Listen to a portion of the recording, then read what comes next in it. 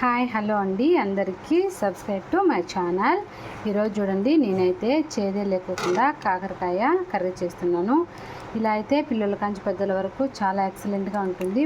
చాలా బాగా తింటారు, అసలు ఒక ముద్ద కూడా వదలరు. ఆ విధంగా టేస్ట్ ఉంటుంది. మీరు కూడా ఇలాగే ట్రై చేయండి. చూడండి, నేనైతే ఈరోజు కాకరకాయ కర్రీ చేస్తున్నాను. చూడండి, 2 కాకరకాయలు తీసుకున్నాను.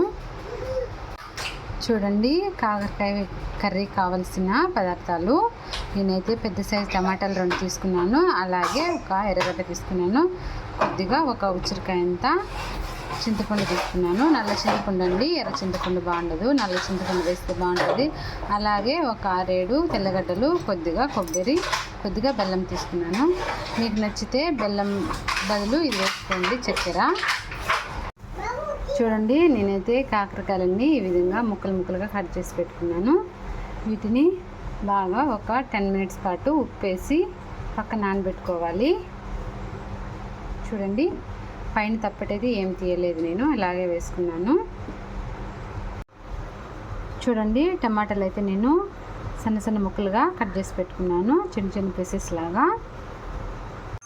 చూడండి, టమాటాలు, ఎర్రగడ్డలు, వెల్లిపాయలు, కొబ్బరి, కొద్దిగా చింతపండు, ఇవన్నీ నేను మిక్సీ పట్టుకుంటున్నాను. అంతలోపల పెనం పెట్టాను. ఆయిల్ ఏం వేసుకోకూడదండి. ఆయిల్ ఏం వేసుకోకుండా మనం ముందుగా ఉప్పేసి నానబెట్టుకున్నాం కదా కాకరకాయ ఉప్పులు, అవన్నీ పెనంలో వేసుకోవాలి.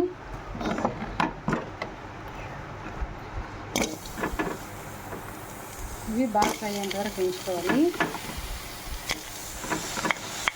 ఫస్ట్ 1-2 మినిట్స్ నూనె వేయకోకుండా నీళ్ళు నిగిపోయేంత వరకు వేయించుకోవాలి. ఉప్పేసుకుంటాం కదా, వాటర్ అవే వస్తాయి.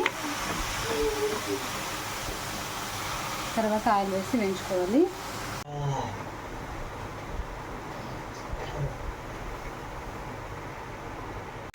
చూడండి, సాంబార్ అయితే నేను ఈ విధంగా మిక్సీ పట్టుకున్నాను. చూడండి, కాకరకాయలు ఇప్పుడైతే నేను ఆయిల్ వేస్తున్నాను. చాలా ఎక్కువే పట్టింది ఆయిల్, అయితే కొంచెం పట్టదు. మనకైతే ఇప్పుడైతే బాగా వేగాయని తెలుస్తుంది. కొద్దిగా నీళ్ళు అయిపోయి ఆయిల్ వేసుకుని నేనైతే వేసుకుంటున్నాను. చూడండి, ఆయిల్ వేసి వేయించడం వల్ల బాగా ముక్కలు అనేటివి చేదు లేకుండా పోతాయి కాకరకాయ ముక్కలు. చూడండి, ఈ విధంగా వేయించుకుంటున్నా.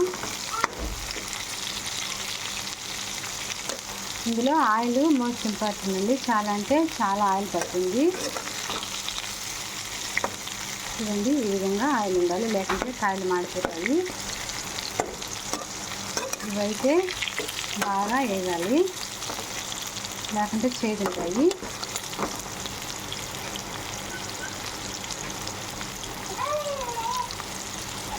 తిప్పుకుంటూ వేయించుకోవాలి. మంట అడ్జస్ట్ చేయాల్సిన అవసరం లేదు. గ్యాస్ లో ఫ్లేమ్ అయినా అండ్ బాగా హై ఫ్లేమ్ పెట్టినా కూడా బాగా వేగుతాయి అండి. కాకరకాయలు అయితే నాకైతే ఫైనల్గా బాగా వేగిపోయాయి. వీటిని పక్కన ఒక ప్లేట్లోకి తీసుకోవాలి. ప్లేట్లోకి తీసుకొని ఈ నూనెలోనే మనము తిరగబాటు వేసుకోవాలి.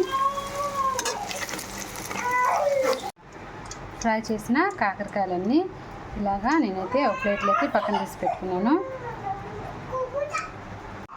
ఇందులోకి తిరగబాత వేసుకుంటున్నాం. కొద్దిగా ఆవాలు, జీలకర్ర అయితే మోస్ట్ ఇంపార్టెంట్. చాలా అంటే చాలా పడుతుంది. ఒక 2 స్పూన్లు వేసుకోండి. తర్వాత కొద్దిగా ఎర్రగడ్డలు,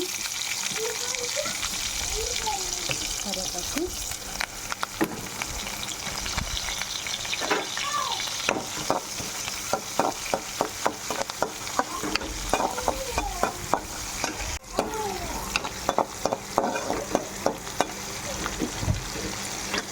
చూడండి, తిరగబాత తెగింది కదా, మసాలా యాడ్ చేసుకుంటున్నా.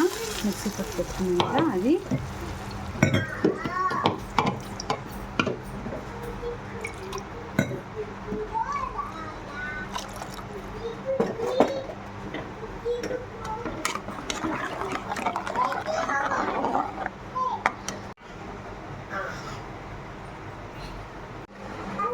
మసాలాలు అయితే నేను యాడ్ చేసుకుంటున్నా. పసుపు పొడి, జీలకర్ర పొడి, ధనియాల పొడి, మిరప్పొడి, కొద్దిగా చాట్ మసాలా, కొద్దిగా ఉప్పు. చాట్ మసాలా వేస్తే వేసుకోవచ్చు, లేదంటే స్కిప్ చేయొచ్చండి.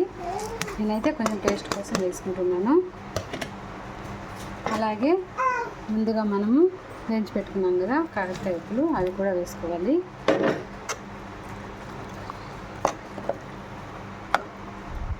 మీకు బెల్లము చూపించలేదు కదా వేయడము.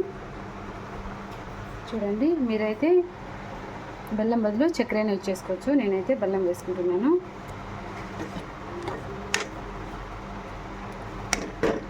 మెంతి పౌడర్ ఖచ్చితంగా వేసుకోండి. జీలకర్ర పౌడర్ అంటే జీలకర్ర పొడి వేసుకోండి, లేకంటే ఉత్త జీలకర్ర అయినా 2 స్పూన్లు వేసుకోండి. అదైతే టేస్ట్ బాగుంటుంది జీలకర్ర వేయడం వల్ల కాకరకాయలో. ఉప్పు రుచికి తగ్గట్టు వేసుకోండి. కారం కూడా మీకు తగినట్టు వేసుకోండి. ఇలాగే ఒక 10 మినిట్స్ ఉడితే సరిపోతుంది. చూడండి, ఆల్మోస్ట్ మనకైతే కాకరకాయ పులుసు రెడీ అవుతుంది.